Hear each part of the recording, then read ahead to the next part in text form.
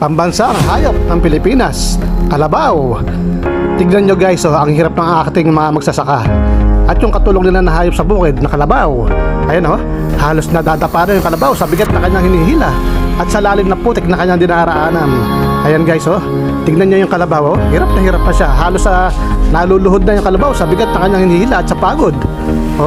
Ayan, napakarami nila guys. Ayan, ayan, eto, kawawa itong kalabaw na to guys. Tignan, panoorin nyo. Kawawa yung kalabaw.